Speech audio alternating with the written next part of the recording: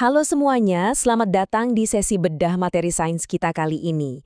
Jujur aja aku lagi excited banget hari ini karena kita bakal ngubah materi ujian Olimpiade Sains Nasional yang biasanya bikin pusing itu jadi sebuah petualangan seru buat memahami alam.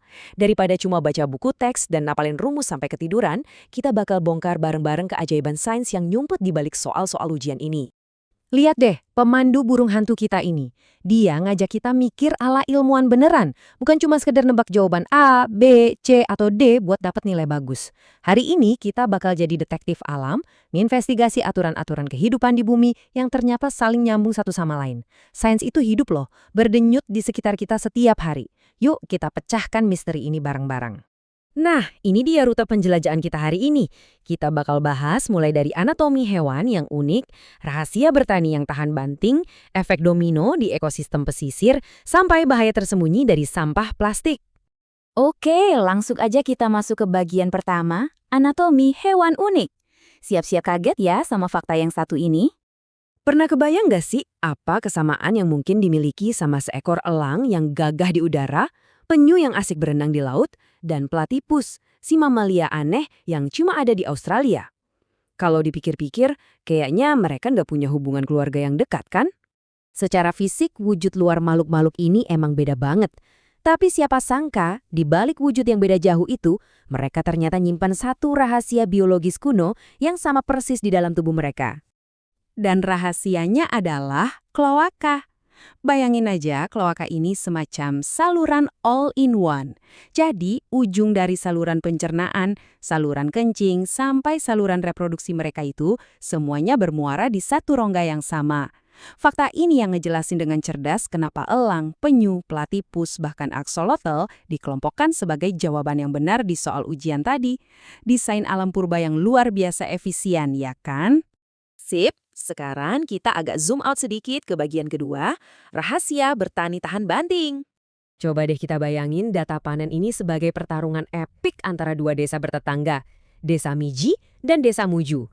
Keduanya sama-sama nanam cabai, tapi mereka lagi dihantam masalah lingkungan yang lumayan ngeri, kayak kekeringan, wabah penyakit, sampai cuaca panas ekstrim. Gimana cara mereka bertahan? Ternyata kuncinya ada di strategi tanam mereka. Desa Miji ini pakai metode monokultur, alias cuma nanam satu jenis tanaman aja. Nah, begitu ada wabah penyakit, boom, panen mereka langsung anjlok hampir habis. Beda cerita sama Desa Muju, mereka milih jalan yang lebih susah, yaitu polikultur, nanam berbagai macam tanaman sekaligus di satu lahan.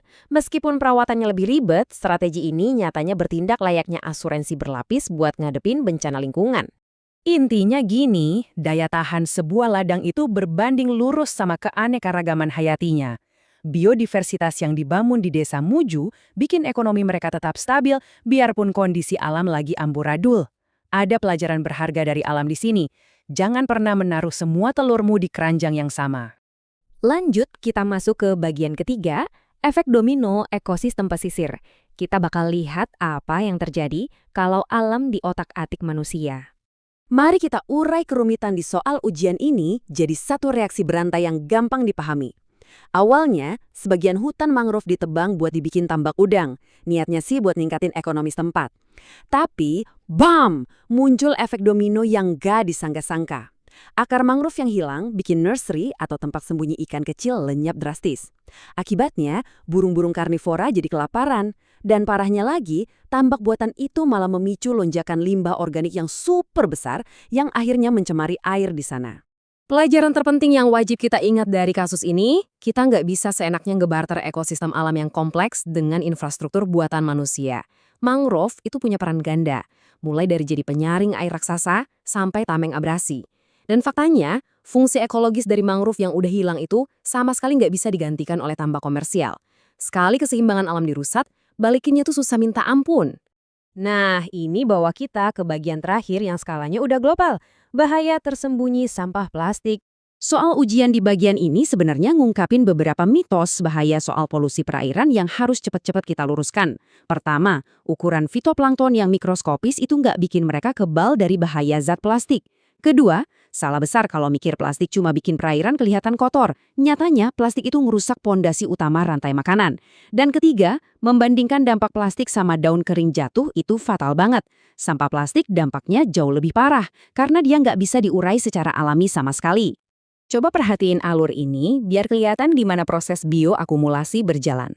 Plastik pelan-pelan hancur jadi partikel sangat kecil yang disebut mikroplastik. Zooplankton yang nggak tahu apa-apa mengira itu makanan lalu memakannya. Saat zooplankton ini dimakan sama ikan kecil herbivora, plastiknya ikut pindah ke perut ikan itu. Terus datanglah ikan karnivora besar yang melahap ikan-ikan kecil tadi dalam jumlah banyak. Kelihatan kan? Ancaman abstrak yang namanya mikroplastik ini benar-benar nyata dan terus mendaki rantai makanan. Pola tadi secara langsung nampar kita dengan realitas yang bikin merinding. Mikroplastik itu nggak hancur atau menguap, teman-teman. Mereka terus bergerak, menumpuk, dan pada puncaknya berkumpul dengan konsentrasi tertinggi di tubuh predator puncak. Ini jelas memvalidasi jawaban di ujian tadi, sekaligus jadi alarm keras buat kita. Kenapa? Karena sebagai penikmat seafood, kitalah yang lagi duduk manis di tahta konsumen tertinggi itu. Ngeri kan?